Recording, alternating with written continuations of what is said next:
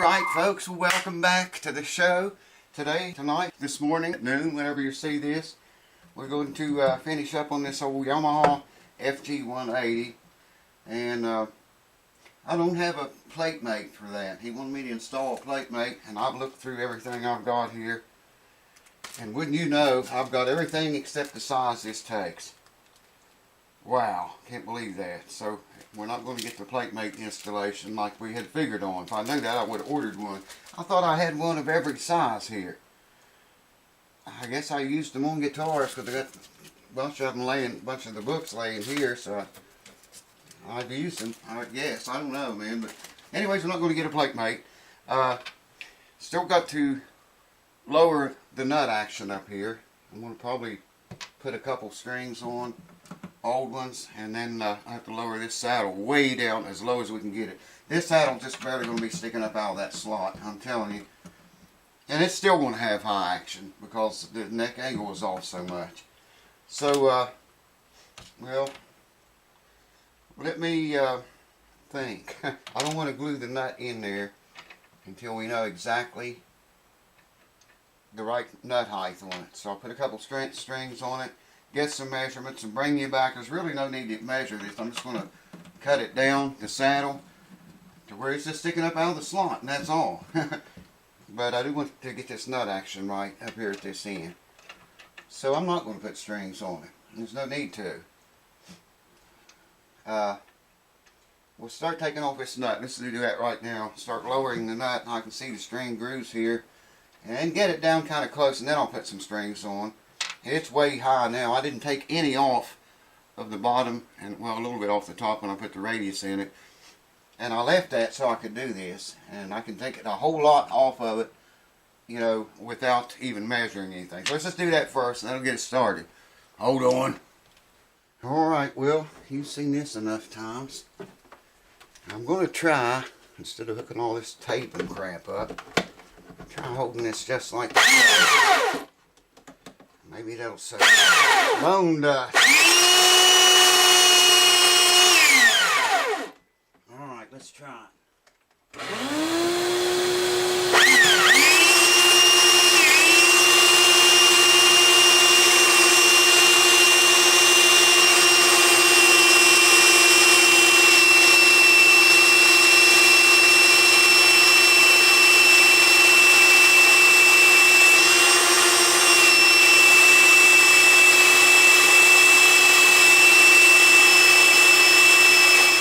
That looks pretty good for the nut.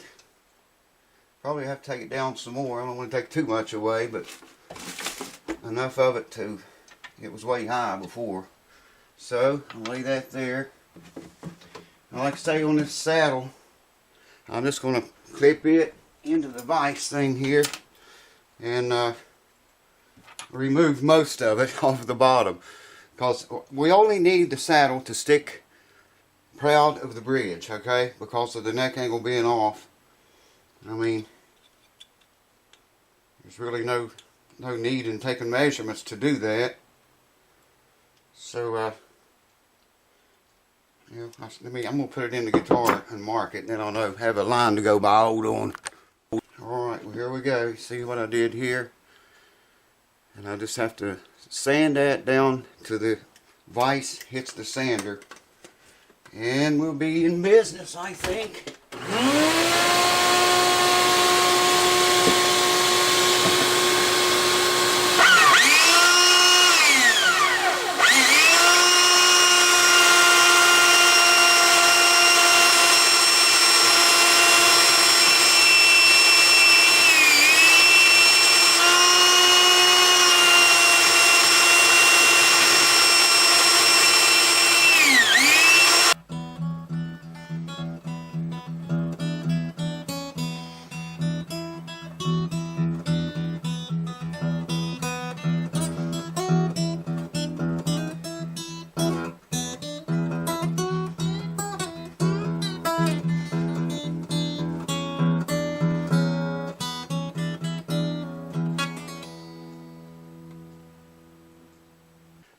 What I did here, the nut's not glued in there yet, and I just put on 2 strings. Man, you can't move it, and tune it up kind of tight. I don't know what it's tuned to, but just put some stress on it.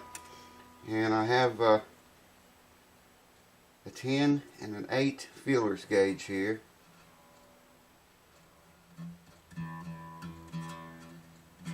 And it just goes under there. 18. That's probably closer to 19.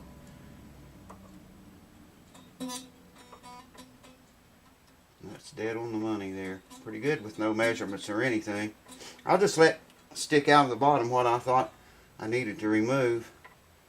Let the nut stick out of that vise.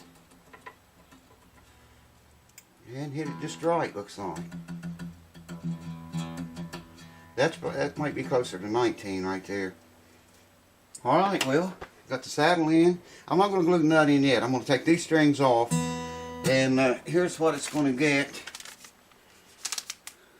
Martin, what is it? MSP 4100s. What is that? 12 to 54 lights. I recommend that he put lights on this because with that neck angle so far forward, you know, you're putting a lot of stress on that thing because it's the action's so high and it's so far forward.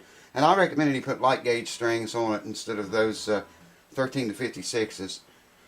Tried to loosen the truss rod again right before I started this video. Man, that truss rod is locked up tight.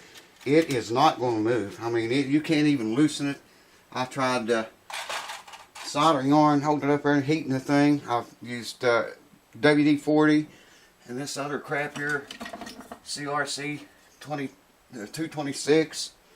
Nothing worked, man. Nothing. I mean, you know, if you go applying any harder than I already have, it's going to break. I'm telling you, it's going to break if you try to go any more with it. Alright, leave the nut unglued, put the new strings on, and I'll bring you back. Hold on. If you'll notice how these strings sit on top of the nut, okay? Now that one I can't feel it so much. That one a little bit. But these wound strings are mainly the ones. See a lot of guys cutting their slots down in, the string setting way down in there. You really don't want that. You want that string, just enough slot there to hold the string in place. That's all you need. It doesn't need to be set down in there. It shouldn't be set down in there like that. Okay, now, well, I got to tune it up yet. And we'll start measuring some things, man. It's going to be funky. It's going to be a funky setup, but here we go.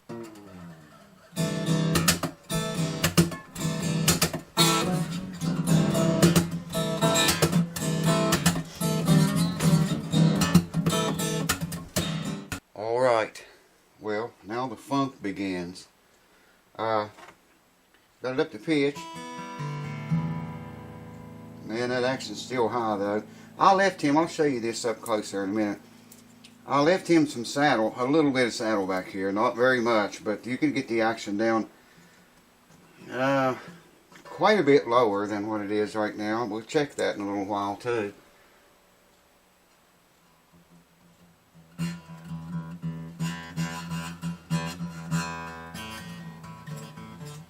It's exactly 18 thousandths.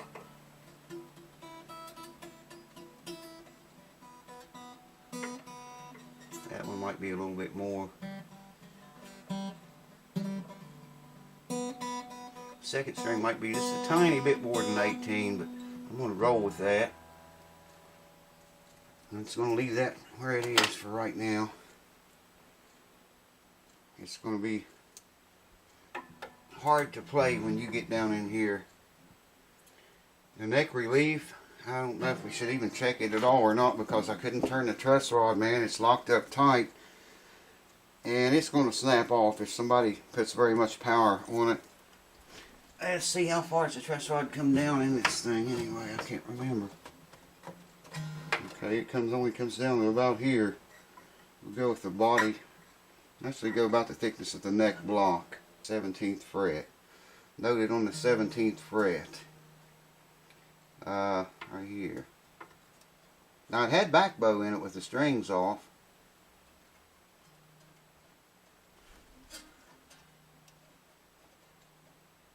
It's a little less than 12 thousandths, I think. I think so. Yeah, it's lifting that string. Let's try 10. 10 thousandths.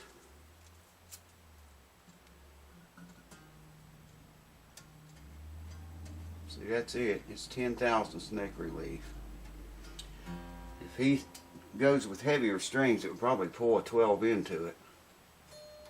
That's still a little bit tight on that side.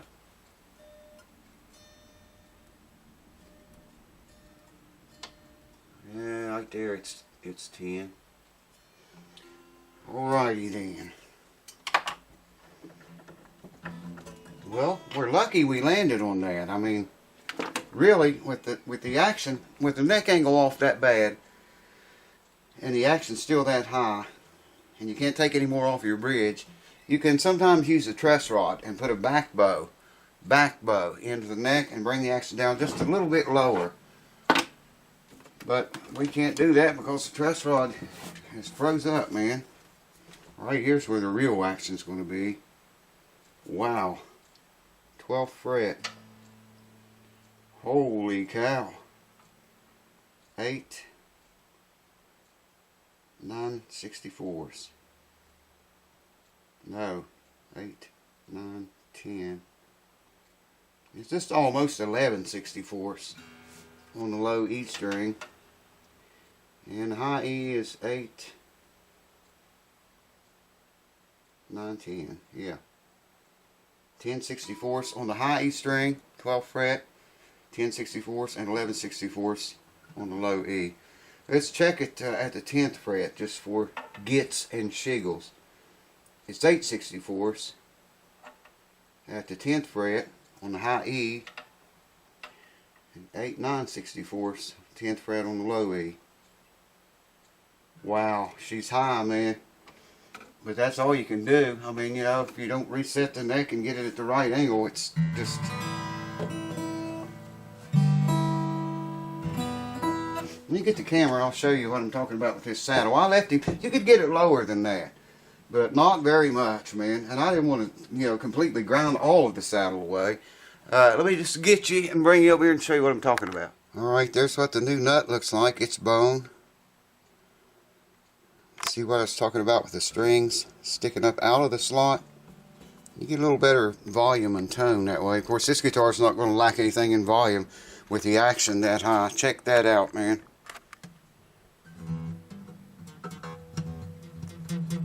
That's way up there. And there's what's left of the new saddle. You know, let me get down here where you can see how high it actually is, maybe. Yeah, there you can see. See, you could lower them strings right there. You could probably cut that saddle in half, lower it half more, and bring the action down a little bit more, but it's not going to be very much, man. And this thing's getting really thin, too. I mean, I made it out of bone, and it was really high, and I had to shave so much of it off. It's thin, you know, this way, up and down. It's getting thin. It's only like maybe that thick. The entire height of the saddle. If it's sitting out here on the top, it'd only be like that high. About that high. And I left him a little bit like that. I could take it on down a little bit more, but I left it for him. And, you know, if he wants to, all he's got to do is take it out, sand off the bottom of it, and you could even bring it down almost level with the surface of the bridge here. But I wouldn't recommend doing that because it could, the stress from the strings could break the saddle then. You wouldn't want that to happen, and that's why I left it that way. Yeah, that's all you can do, man, without resetting that neck. That you can see up the nut action. It's good up here, man, and it very quickly starts to rise, and it gets up there in a hurry. Well, there's nothing left to do but listen to it. So let me get geared up for that. Hold on.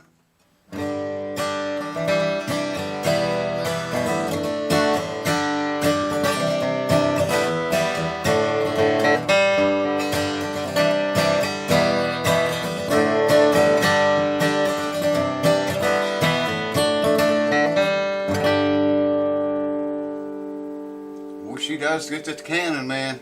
Wow, this thing's loud.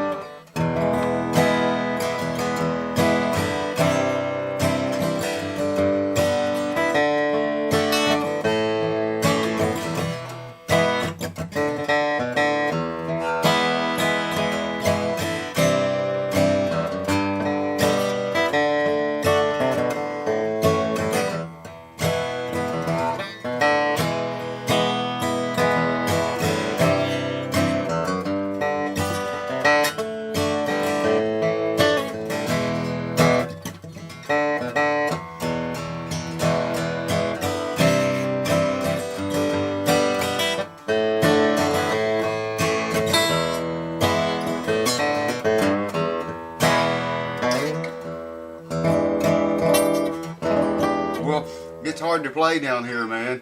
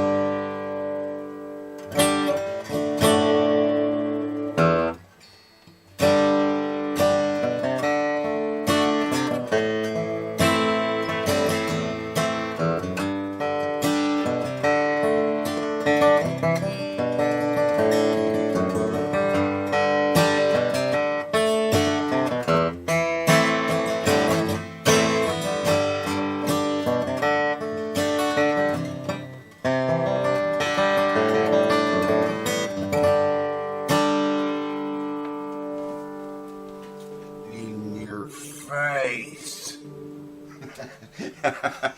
Well, you can see here how high that action is.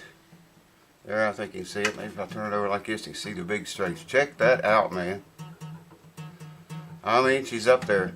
You get down about the 7th fret, or 9th fret rather, and from there on down, this is almost impossible to play.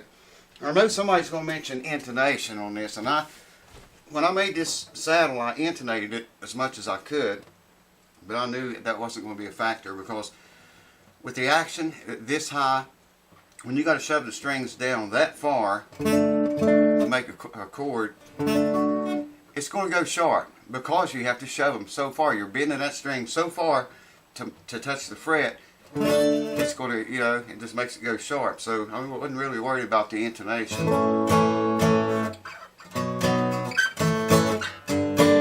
That's heavy, man. That's some heavy action. It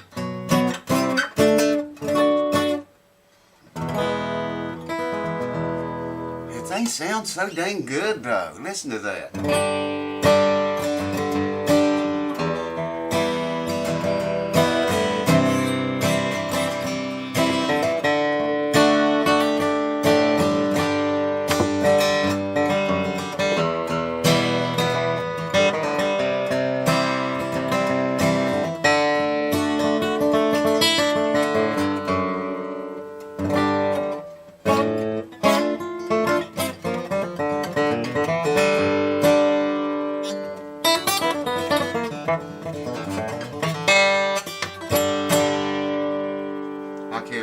I've been playing electric guitar, and this is a monster to me. After I set my electric guitars to just touch the strings, and then you gotta clamp down on these.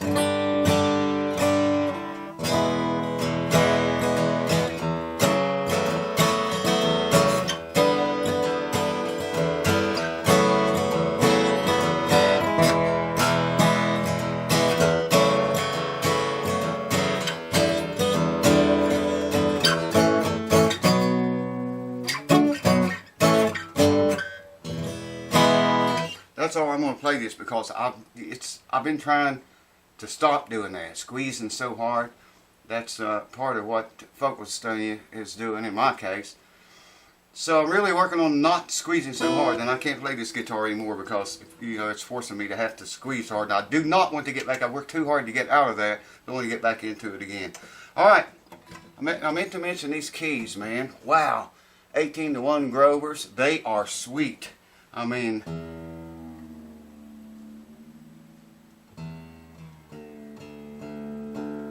let's see what it sounds like in drop D.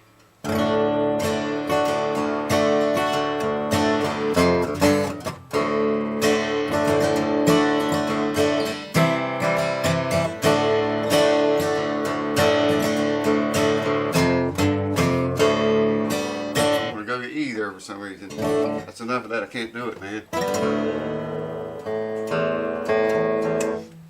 So we put new Grover tuners on it, tuning machine heads. We made a bone saddle and a bone nut. And what else we was going to put a plate mate in that, but I don't have one, the right one. I could order it if a guy wants me to keep it another week. It'd probably take turnaround time probably would take a week to get it here and put it in, and then get it, you know, in the mail back to him. I tell you, man, I would reset the neck on this guitar if it were mine. It sounds like it does. You know, it would cost a lot of money to do that, especially if it's put on there with epoxy. Good Lord, man, getting that thing off would be a nightmare to get the neck off of it. But, you know, the guitar sounds so good, it would be worth doing it, I think. You can see here where I can see it better under this light, where we shaved that bridge. Took a bunch off of the bridge. You can see how high the saddle sticks up. Of course, I already showed you all that stuff. And there's the homemade nut and the tuning machine heads. And set it up as well as I could set it up, which wasn't very well. I don't like to set up a guitar or let one leave here like that, but you know, I got to do what the customer says. Thank you, dude, by the way. Thank you for the business. If you watch this video, I'm sure you probably are. It's your guitar. And thank you guys for watching. Cheers to you. I'm going to get on that Martin next. Or you may have already seen some videos on that. I've been working on it, and I've got another D28 over there. I'm going to find out if I can show you or not. The bridge is pulling clear up all the way across here. And it's going to have to be taken off and cleaned and completely re-glued back on. So stay tuned for that. If I can show you, I don't know if I can show you that one or not, but I'll ask the owner to find out. And if I can show you, I will, if you want to see it. And a whole bunch of other goodies coming up. That Les Paul, don't forget that. The Chibson. We're going to make a player out of that guitar. I can almost bet you, when I'm done with it, I'll just reach it to a guy and say, play this. And he's not going to know it's a fake Chibson guitar. He's not going to know that it's a copy. Not from just playing it and hearing it and feeling it. You know, I'll do whatever I got to do to it just to see if I can do it or not. So stay tuned with that. That's going to be some interesting series of videos on that. Thanks for watching, guys, and staying with me through this series. And I'll see you again very much soon. Can't give you no cue ball fix, cue ball in here, but hang on, because I am going to give you a cue ball fix, a good one here coming up pretty soon. As soon as possible. So cheers to you. Thanks. And I'll see you next time. You down there like that again, baby. What's up with you get down there like that? Cheers to you. Woo!